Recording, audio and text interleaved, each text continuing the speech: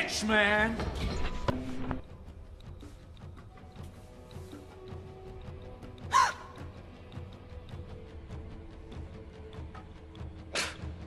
What's up, guys? On this episode of On the Set for October Horrorfest, I'm taking a look at 13 Ghosts.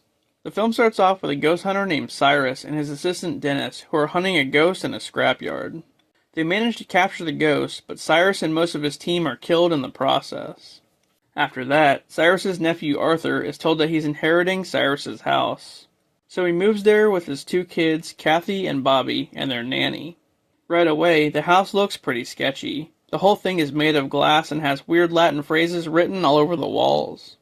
All of a sudden, Dennis shows up, posing as an electrician, and he sees the phrases, commenting that they're all protection spells.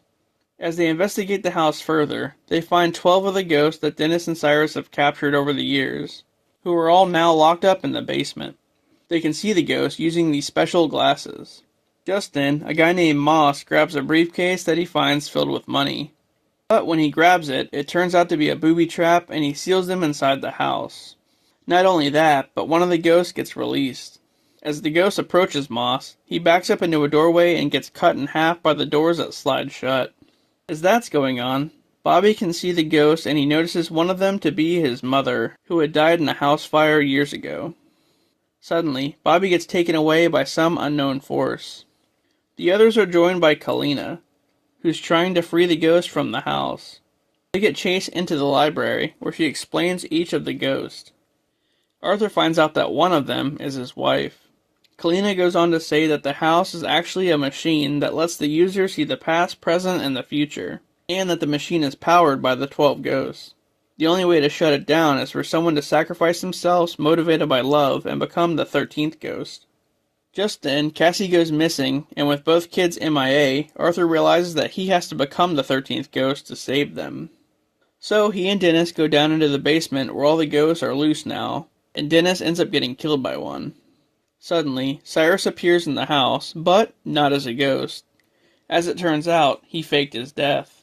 Kalina is actually working for him, and they tricked Arthur into becoming the 13th ghost so that they can finally use the machine.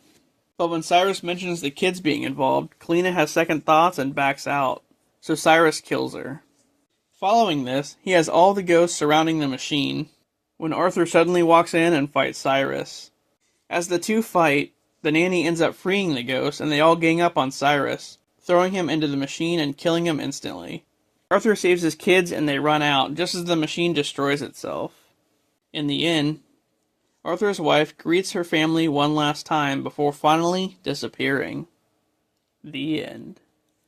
This was a pretty awesome movie. Not only that, but it had a great cast. Arthur almost became the 13th ghost, but he was able to stop Cyrus and save his family. Next up, I'm reviewing the House on Haunted Hill remake, so stay tuned.